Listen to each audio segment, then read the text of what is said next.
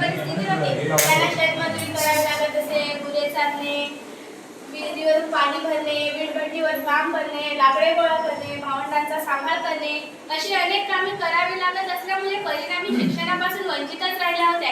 ह्या मुलींकरता केंद्र शासनाने कस्तुरबा गांधी व बालिका विद्यालय ही शाळा सुरू केली. जेव्हा ही शाळा सुरू झाली तेव्हा इथल्या मुलींना शिक्षणाच्या प्रवाहात आणण्यासाठी गृहप्रमुख, शिक्षक, शिक्षिका व इतर कर्मचाऱ्यांनी गावोगावी भेट देऊन इथल्या मुलींना शिक्षणाच्या प्रवाहात आणले. मुलींना शाळेची गोडी निर्माण व्हावी म्हणून अनेक खेळ घेतले गेले. शिवणकाम, सायकली वाटप केल्या. त्यामुळे मुलींना शाळेची गोडी निर्माण झाली. ह्या शाळेत आलो तर आम्हाला कराटे प्रशिक्षण दिले जाते. तसेच अनेक खेळ घेतले जातात. सुरत फाउंडेशन मार्फत डॉक्टर रिक्षा मॅडम नियमित मुलींचे आरोग्य तपासणी करतात. जिल्हास्तरीय हँडबॉल स्पर्धेत मुलींचा पहिला क्रमांक आला. तसेच दररोज आम्हाला ह्या शाळेत पौष्टिक आहार सुद्धा दिला जातो. माननीय श्री संदीप पाटील साहेब सहकुटुंब उपस्थित राहून दरवर्षी होळी सण साजरा करतात. तसेच दरवर्षी वनभोजन सहल आयोजित करण्यात येते.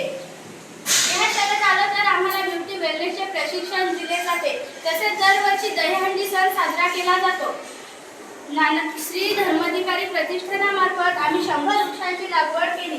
तसेच त्या वृक्षांची जोपासना सुद्धा करतो. या शाळेत आलो तर आम्हाला खूप काही नवीन नवीन शिकायला मिळाले. जर आम्ही शिकलो नसतो तर आम्हाला भावंडांचा सांभाळ करणे, वीटभट्टीवर काम करणे, शेतमजुरी करावी लागली असती. जेव्हा मार्टिना मॅडम आले तेव्हा आम्ही खूप एन्जॉय केलं. इंटरनॅशनल रोटरी क्लब मार्फत आम्हाला ओपन जिमचे सहकार्य मिळाले. त्यासाठी रितीन सर, रेखा मॅडम, समीर सर यांनी खूप प्रयत्न केले. तसेच सेवा सहयोग फाउंडेशन मार्फत आम्हाला लायब्ररी मिळाली. तसेच केशवसृष्टी मार्फत कॉम्प्युटर लॅब मिळाली. सेवा सहयोग फाउंडेशन मार्फत सोलर सिस्टम मिळाली. सुरत फाउंडेशन मार्फत करिअर गायडन्सचे प्रशिक्षण दिले जाते. त्या क्षेत्रात कोणी वकील बनतील, कोणी संगीत क्षेत्रात प्रगती करेल, कोणी टीचर बनतील, कोणी नर्स, कोणी डॉक्टर अशी ही आमची शाळा घडत आली. ह्या शाळेत आम्हाला मिळालेले ज्ञान व संस्कार याचा आम्ही आमच्या जीवनात नक्कीच उपयोग करून पुढे यशस्वी होऊ.